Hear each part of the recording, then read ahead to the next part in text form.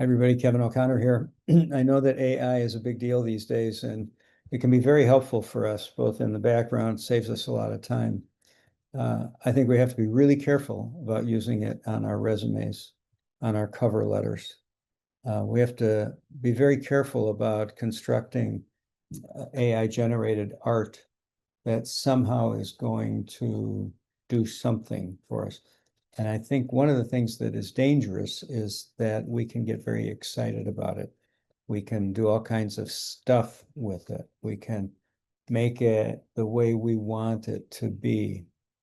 And we're thinking again about us instead of saying, what do I want to convey to the audience? What's the thing that's most important to them? Because they know it's a fake picture, pretty much. Especially if it's complicated and you've done all kinds of stuff to kind of get your point across. The things that we write that might be AI generated, it's always good to go back and make sure that it's in your voice. Because if it's in your voice, it will be more authentic. If it looks like you've generated this over and over again, not so good. So for example, a lot of people don't agree with me on this.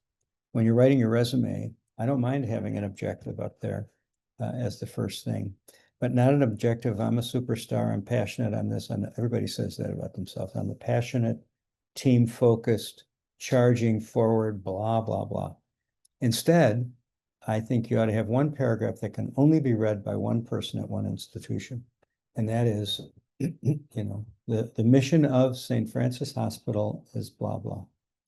One of the things that's the key driver is blah, blah, and then throw yourself in. So right away, they see the name of their institution. They start nodding their heads. They know that this is not the typical, passionate, relevant, blah, blah, blah, head big starter or any of that stuff.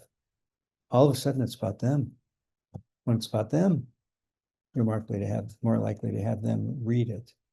And then if the education section comes in and they know somebody who went to the University of Nebraska, or they know where Nebraska is, or they got excited about some sport Nebraska did, all of a sudden they're going to read some more.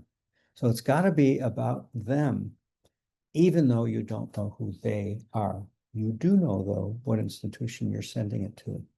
The day of the resume that you just duplicate over and over again is over.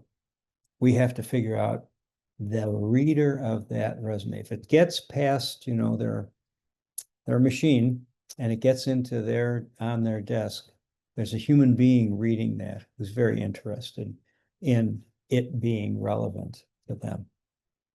I'm Kevin O'Connor. I'll see you next time.